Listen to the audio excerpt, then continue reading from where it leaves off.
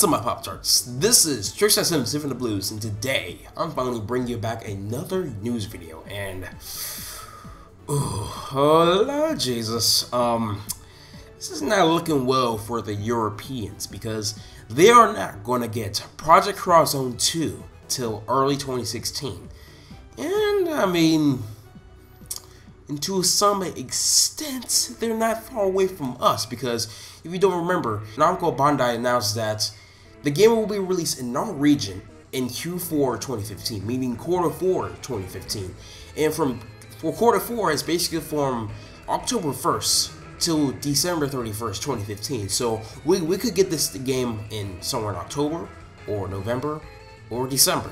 It could be on December 25th, Christmas Day, who freaking knows? So, I mean, we could not be far off from the European release, but I'm telling you this right now, no matter how you slice the pie, the Europeans are getting like a few months later than the Americans, so that's that. So for you Europeans out there who are pretty anxious on playing Project Cross Zone 2, I mean, I know Project Cross Zone 2 is pretty underrated at this point right now, but there's some people out there who are really excited and hyped for this game as well.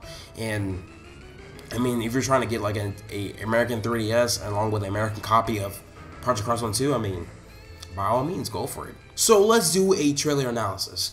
The first part of the trailer is that we got some history between Alma and Shinra.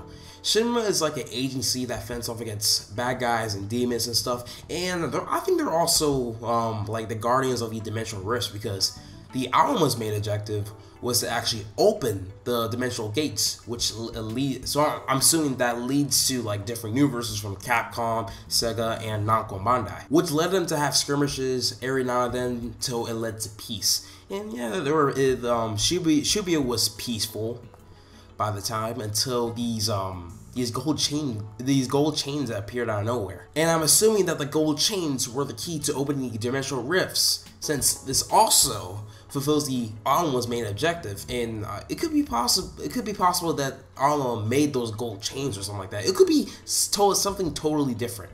Who knows? Now let's talk about the mechanics that they showed off in the trailer. First is cross break. I was about to say cross hit, but cross break is basically the same thing as cross hit back in Project Cross Zone, because with cross hit, it stuns your enemy and it lets you hit the enemy multiple times without the enemy being juggled around and stuff. And it's pretty useful when you're trying to land critical hits while the enemy is stunned. Now with cross break is the same thing. Like I said, it's stunned, but it deals with more damage. So let's just say again, we go back to cross hit. You stun the enemy, and you were able to land a critical as well, so therefore you'll be landing a whole bunch of criticals while the enemy is stunned.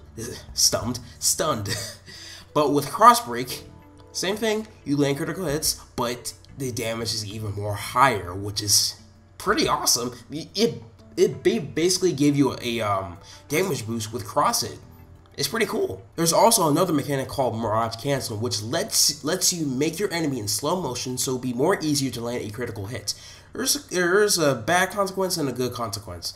The good consequence basically is when you hit your enemy during Mirage Canceling, you will actually gain more XP out of that enemy.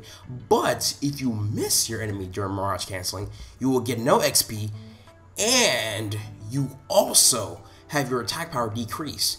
And I think it only happens with the pair units, but it can also have the solo units too. They really never confirmed that, like whose attack power will get decreased. So yeah, that's one thing to keep in mind. But for people who like played Project Cross Zone, the first one before, and it's good at landing critical hits, I'm pretty sure it won't be a problem for you guys to land a critical hit without the Mirage Canceling. But it still has a usefulness in the game itself, because like I said before, you can get more XP out of the enemy by using that mechanic. Now aside from the plot and the mechanics and stuff, all they really showed was combos from both pair and solo units and the ultimate combos from the pair units. And I have to say, all of them look awesome, all of them look badass. Oh, I was about to burp, but I do have a favorite solo unit though, which is Phoenix right in my face. But oh my god, I can't wait to get my hands on this damn game.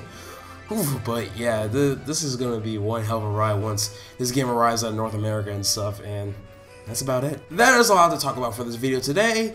Leave your comment down below and tell me what you think about the trailer. I'll have the trailer linked down below in the description, so make sure to watch it. And that's all I have to say. This is Strixon7 signing out. Please make sure to comment, like, and subscribe, and thank you for watching. Peace on my Pop-Tarts.